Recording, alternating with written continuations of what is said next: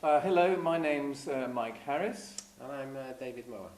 and between the two of us, we've got 40 years classroom experience. True. I've taught in Bolivia, in Colombia, in Britain, and Spain for a long time. Yeah, me too, in Spain for a long time.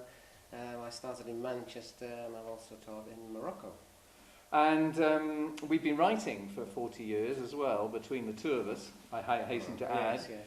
And, we've met when we were teaching together, and we've written quite a lot of books, haven't we? Yeah, we began with World Class, which developed into Worldwide for SO specifically, and then moved on to Opportunities, and finally now Going Places, and that's where at the moment, we're going places with you at the moment, talking about our new course.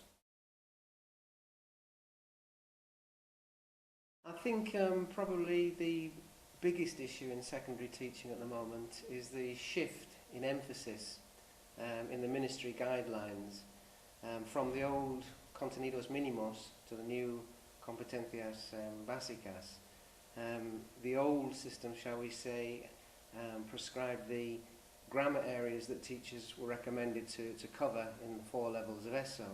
Now we have in the curriculum in general the competencias básicas, and specifically in languages what students should be able to do for each level of ESO. Regarding Going Places, I think we've addressed both of these areas actually. I think the change in attitude, the reaction from teachers will be a gradual one, not a dramatic, rapid one, and I think this is probably a good thing. What we have in Going Places is a very, very solid grammar syllabus. Any English teacher looking at it will know exactly where they are. But also we cover all the descriptors used in the new guidelines for the competencies that students need to have in each level of ESO. Yeah, very important, I think that. And I think one of the other big issues, and it's been around for a long time, and it's still around, is the issue of motivation and getting teenagers, ESO students, motivated. And I think that's very, very important. I mean, it's been there for a long time, but it's even more important now. And I think there are two things here. And I think one of them is that teenagers are different now than they were a few years ago. We're talking about the digital generation, and they need a different approach, a different way of learning. I mean, somebody said the definition of a teenager was somebody who can't learn anything unless it's plugged in. And I think that's important. So one thing is the digital thing, and the other one is the issue of challenge. And sometimes people think that just because it's easy, people like it, it's good, it's motivating. Students, I think, need something that is challenging.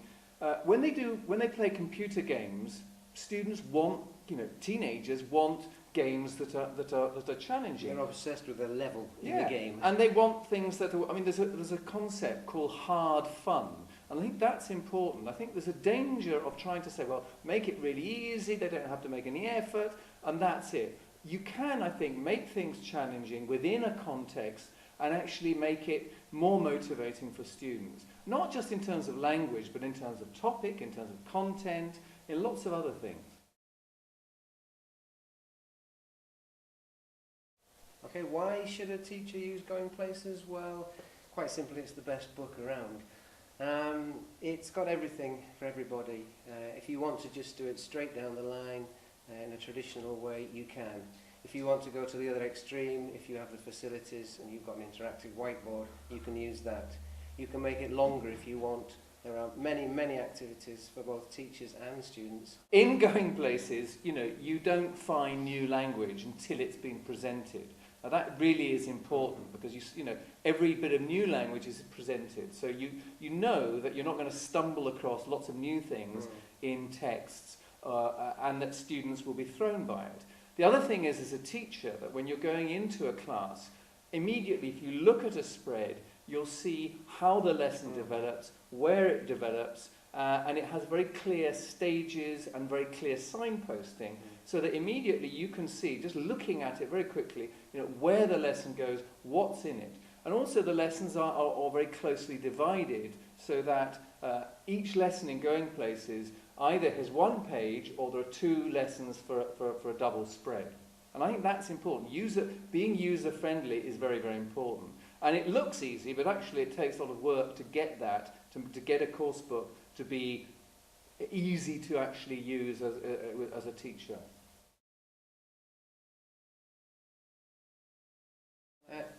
GoingPlaces is an ideal book for students who have done English in primary school and who don't want to go backwards and go over some of the same ground again.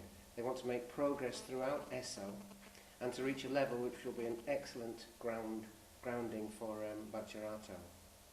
Yeah, I think things have changed. You know, a few years ago, people thought that ESO was one thing, that one book would do for all of ESO. I think those days are gone. I think now we realise that some ESO classes need very, very basic, very, very simple revision, very slow progress, and others actually don't want to go over all the same ground, as Dave said.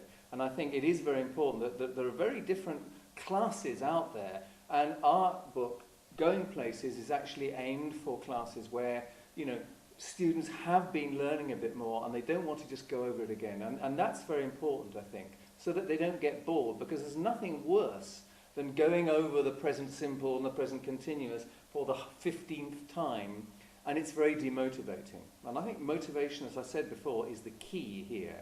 And with classes where students have got more experience of learning and more knowledge, it's important to give them the challenge.